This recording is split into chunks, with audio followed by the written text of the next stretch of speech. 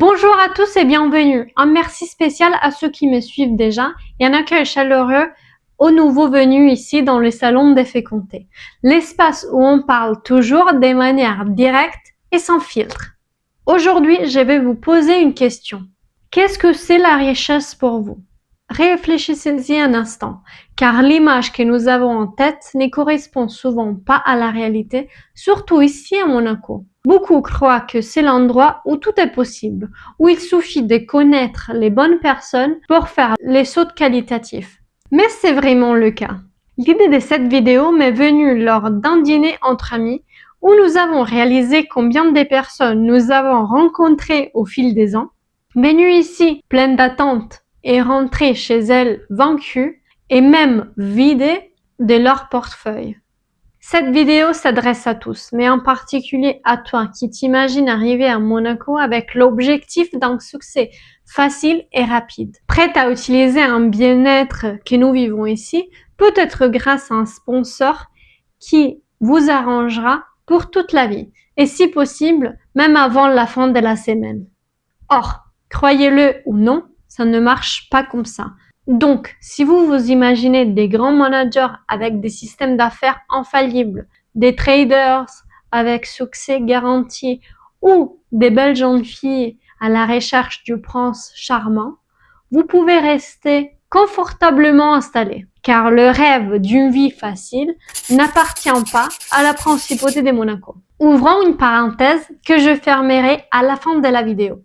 Monaco est un taxi. Apprenez à le prendre, mais sachez toujours quand descendre, sans jamais oublier de payer la course. Mais commençons tout de suite ces bandes de réalité en abordant les 3 piliers de ces temps ensemble. Premier point, les riches ne vous attendent pas pour leur proposer la trouvaille du siècle.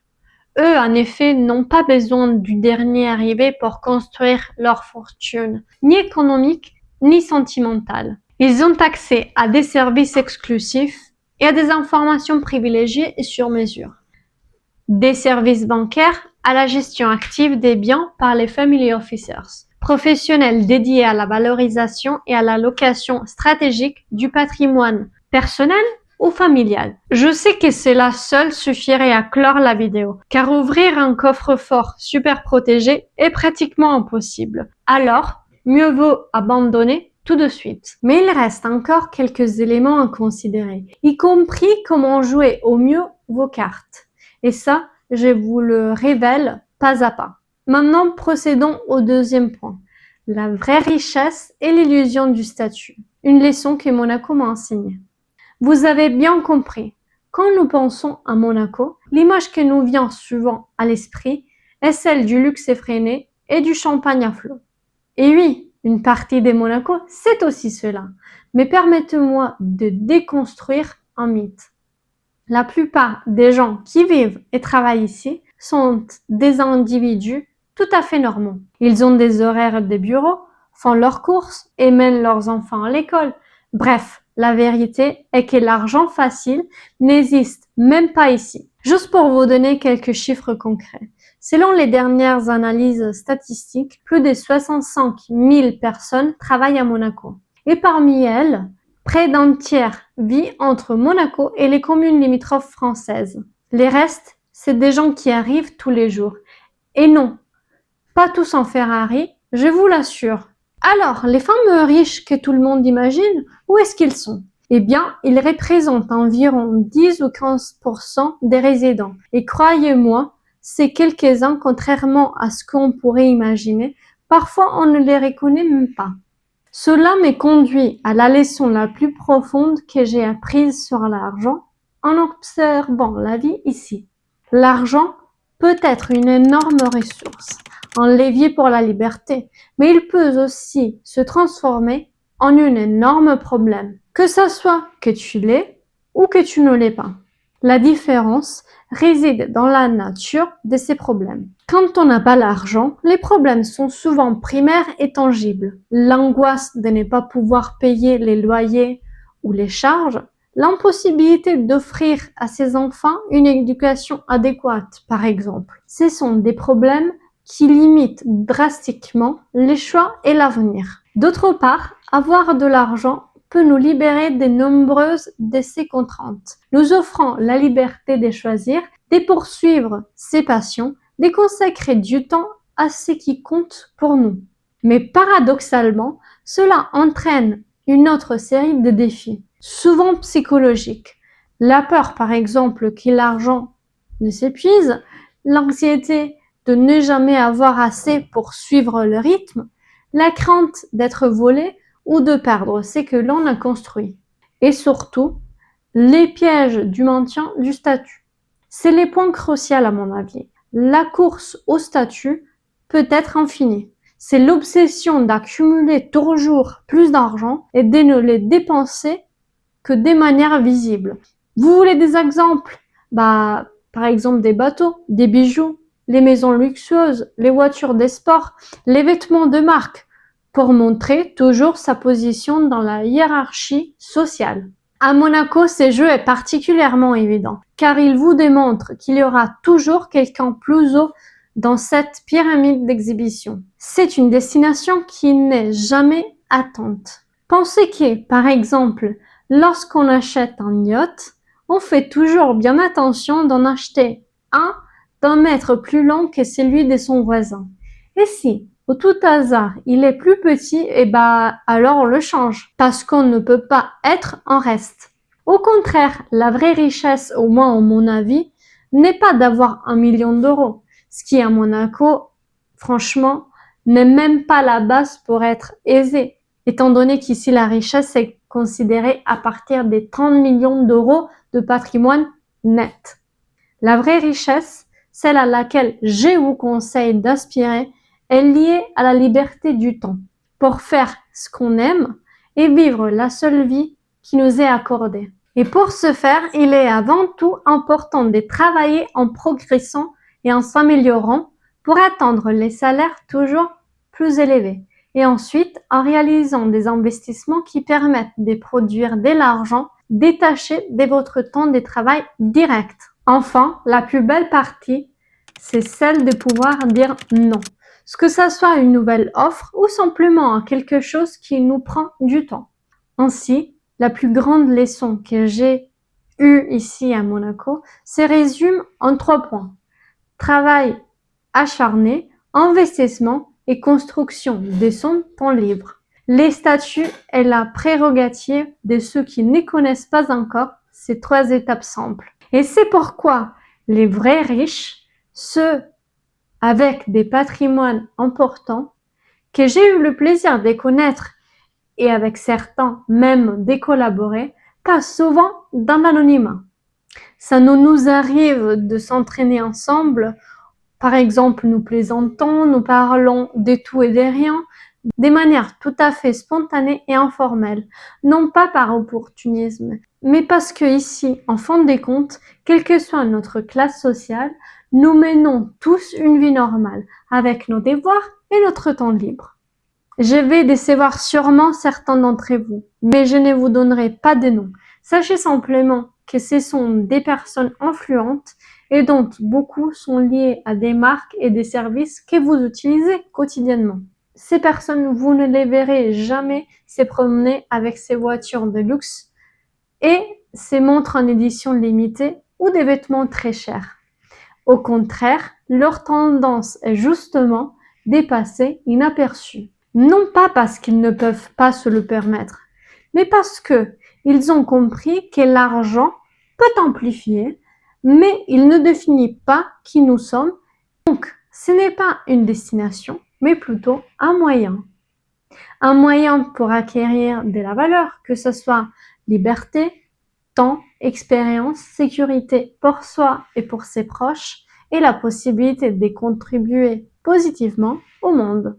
Je sais que vous me demanderez, mais alors toutes ces voitures de luxe qui circulent tous les jours, qui les conduit? Eh bien, comme je vous l'ai dit, la richesse a des chiffres différents ici. Et oui, il y a aussi les habitués du jeu du statut.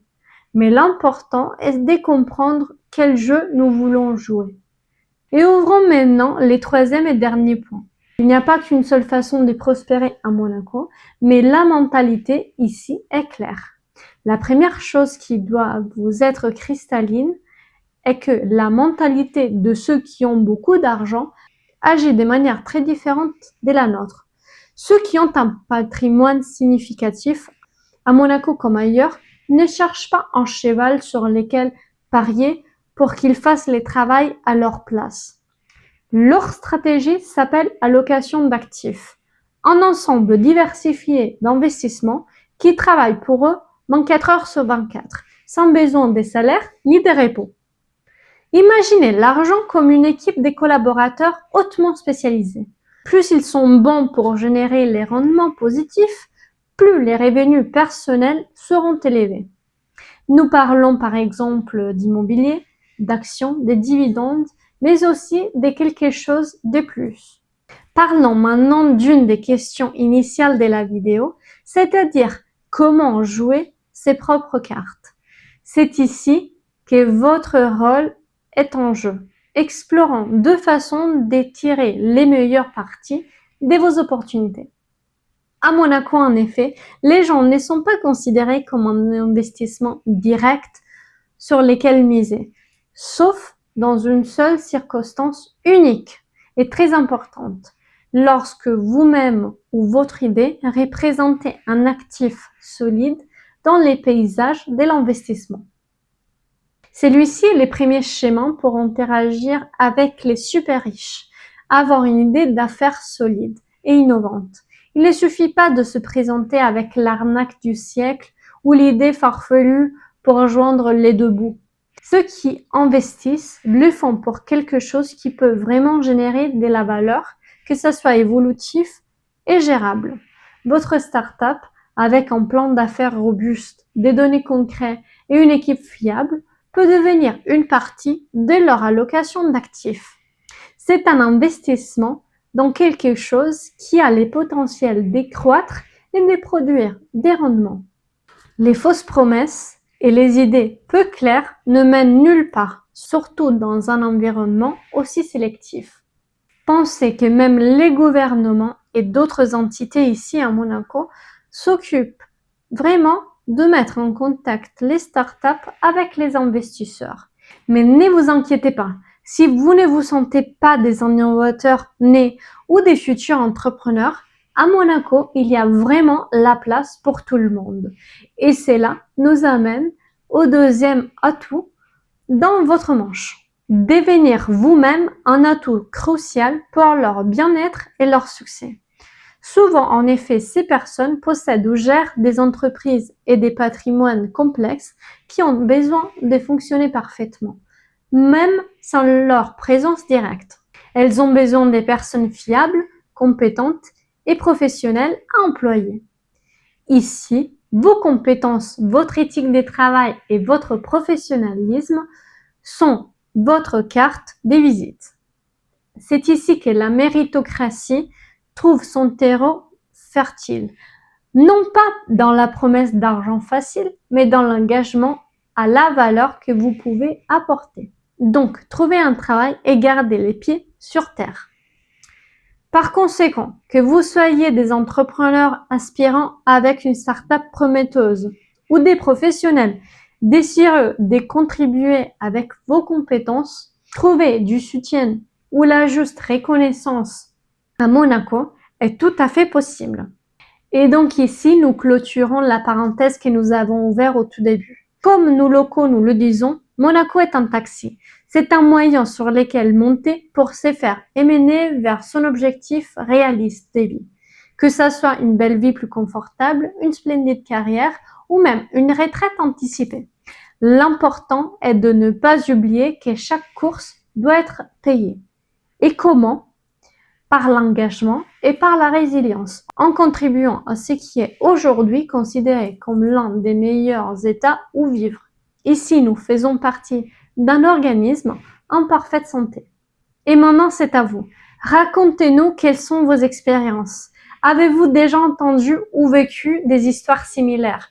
Ou peut-être, c'est vous les ultra riches et vous voulez nous expliquer mieux votre allocation des actifs. Faites-le moi savoir dans les commentaires ci-dessus. Pour aujourd'hui, je m'arrête là. Nous nous reverrons toujours ici dans les salons des fécondés pour la prochaine vidéo. Au revoir!